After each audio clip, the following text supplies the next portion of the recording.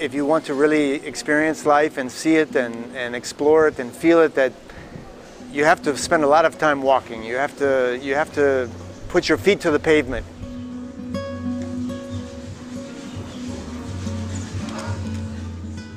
I often choose a place because it initially excites me, because I find something there that feels human, that feels like there's something to discover, a place where I have a sense that there's going to be a range of stories and life experience.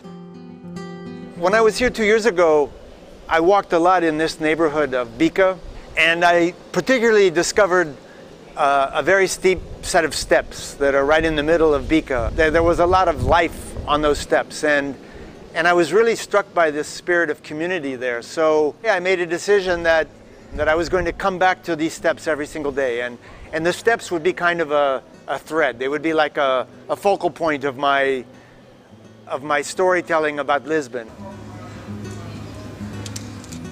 I think Lisbon is one of the most charming cities in the world. There's a combination of light, texture, architecture, lines, humanity, people, and a lot of soul. In 1971, 1972, when I was only 17 years old, I was living in the Midwest in Fort Wayne, Indiana. Photography immediately became for me a form of a passport to where I could go anywhere in my hometown, and I could explore all aspects of the life of where I lived. And in the very beginning, when I first moved to Paris in 1975, I photographed Paris very much the same way that I photographed my hometown.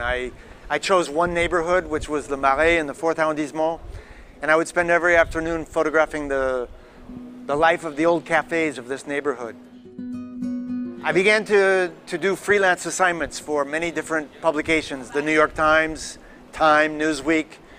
So with this opportunity to photograph for Newsweek, suddenly my life really changed. I wanted to go anywhere and everywhere that I had never been, and I wanted to be where history was taking place.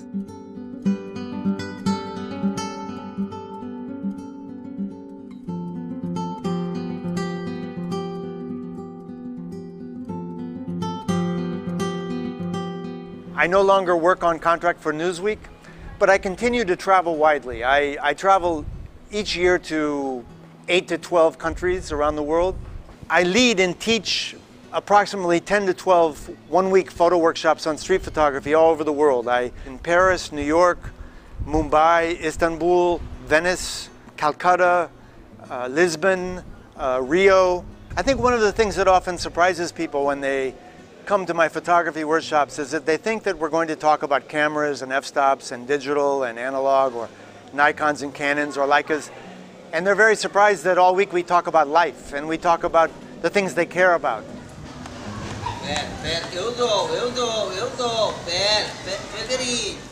I choose to go to teach photo workshops in places that I think are at the core of where life is and where there are really important stories going on in the world. I've been now to Cuba 8 times in the last 2 years. There aren't many magazines or newspapers in the world today that will send a photojournalist to Cuba for 2 months in a period of 2 years. And the workshops have offered me the chance to go to a place that is very much just like, in my mind, just like the Soviet Union at the end of the 1980s. It's very much like Eastern Europe in the end of the 80s. It's a country in transition. I think that the workshop teaching has really brought me back to my roots in photography, of allowing me to simply quietly walk. I don't live for photography, I live more for life.